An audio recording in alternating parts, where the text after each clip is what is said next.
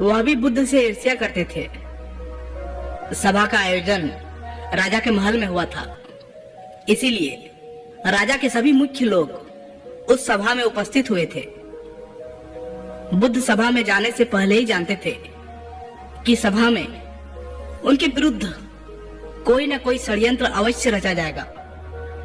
सभा में जाने से पहले उनका शिष्य आनंद बुद्ध को सभा में जाने से मना करता था कि आपको सभा में नहीं जाना चाहिए, वहां के लोग आपके साथ दुर्व्यवहार करेंगे, न जाने वहां आपके विरुद्ध कोई षड्यंत्र रच रखा होगा। लेकिन गौतम बुद्ध अपने करुणा की वजह से अपने आप को उस सभा में जाने से नहीं रोक पाए। सभा की शुरुआत होते ही बुद्ध के साथ कुछ तीखे प्रश्नों से बुद्ध से ईर्ष्या करने वाले लोगों का यही प्रयास होता कि बुद्ध से कुछ ऐसा प्रश्न पूछा जाए जिसका उत्तर गौतम बुद्ध ना दे पाए। परंतु बुद्ध सभी प्रश्नों का उत्तर बड़ी आसानी से दे देते थे। सभा में बैठे सभी लोग अपने अपने प्रश्न बुद्ध से पूछ ही लेते हैं और उन्हें प्रश्नों का उत्तर भी मिल जाता है। तभी अचानक वहां एक स्त्री आती है और बुद्ध से कहती है कि आप तो ध्यान की बातें करते हैं, ज्ञान की बातें करते हैं, सत्य की बातें करते हैं, आप लोगों को सत्य की राह में चलने की दिशा निर्देश देते हैं। क्या आपके भीतर थोड़ी सी भी दया नहीं? कि आपको मुझ अबला की कोई चिंता नहीं है जिसे आपने गर्भवती करके छोड़ दिया है? क्या आपको मेरे पेट में पल रहे बच्चे की कोई फिक्र नहीं? उस स्त्री की बात सुनकर उस सभा में हलचल मच जाता है।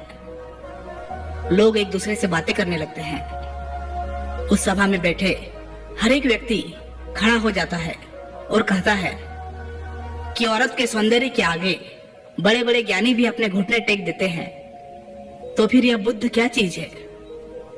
उसी में कोई और खड़ा होता है और बोलता है कि हमें बुद्ध से यह उम्मीद नहीं थी कि बुद्ध इतना भी नीचे गिर सकता है।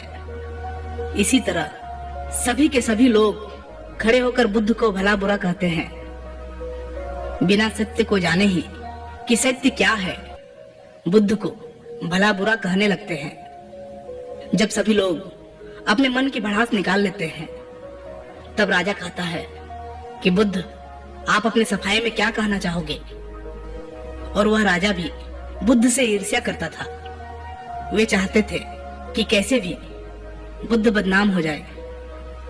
यहाँ पर एक जरूरी बात आपको समझना चाहिए कि इस सारी घटना का बुद्ध पर कोई असर नहीं था और ना ही लोगों के शब्दों का बुद्ध पर कोई असर था, और उस स्त्री के झूठे आरोप का बुद्ध पर कोई असर नहीं पड़ा। जानते हैं क्यों? क्योंकि बुद्ध सत्य को जानते थे। वे अपने नजर में सही थे। सूत्र यही है कि चाहे पूरी दुनिया आपके खिलाफ क्यों ना हो जाए, अगर आप अपनी नजर में सही है, अगर आप अपने आप को जानते हो कि आप सत्य के साथ खड़े हो, तो आपका कोई भी कुछ बिगाड़ नहीं सकता है। सभा के सभी लोग संदेह में थे, वहां तक कि बुद्ध के कुछ शिष्य में भी संदेह आ गया था।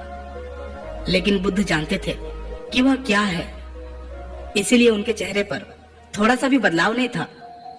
राजा बुद्ध से कहते हैं कि क्या आप अपनी सफाई में कुछ कहना चाहेंगे? बुद्ध उस स्त्री से कहते हैं, पुत्री, इस पूरे ब्रह्मांड में केवल दो ही लोग इस सत्य को जानते हैं कि तुम सत्य कह रही हो या असत्य। इससे पहले कि बुद्ध कुछ कहते, वह स्त्री बुद्ध से अपनी नजरें चुराने लगी। असत्य को सहारा लेने का कारण है कि अपने भीतर डर का बीज बो रहे हो। अब यह बीज जैसे जैसे वृक्ष बनेगा वैसे वैसे आपकी समस्या बढ़ती जाएगी। सभा का एक व्यक्ति उस स्त्री से कहता है, तुमने बहुत बड़ी बात कही है। अगर यह गलत साबित होता है तो तुम जानती हो ना कि तुम्हें क्या सजा दिया जाएगा। उस व्यक्ति की बात सुनकर उस स्त्री के हाथ पैर कांपने लगते हैं और वह तेजी से वहां से दौड़ने लगती है। तेजी से भागने के कारण उस स्त्री ने अपने पेट में जो भी गठरी बांध रखी थी वह जमीन पर गिर जाती है और सत्य सबके सामने आ जाता है। उस स्त्री ने अपने पेट पर गठरी इस तरह बांध रखी थी जैसे लग रहा था कि वह स्त्री गर्भवती है। राजा उसी समय उस स्त्री को बंदी बनाने का आदेश देता है, लेकिन बुद्ध के कहने पर उस स्त्री को क्षमा कर दिया जाता है। एक बात हमेशा याद रखिए, आपका धैर्य और आपका अपने ही नजरों में सही होना आपको बड़ी से बड़ी समस्याओं से बचा सकता है। इस बात से फर्क नहीं पड़ता कि कितने लोग आपके खिलाफ है, फर्क इस बात से पड़ता है कि क्या आप अपने साथ हैं। दोस्तों, आशा करता हूं कि गौतम बुद्ध की इन बातों को आप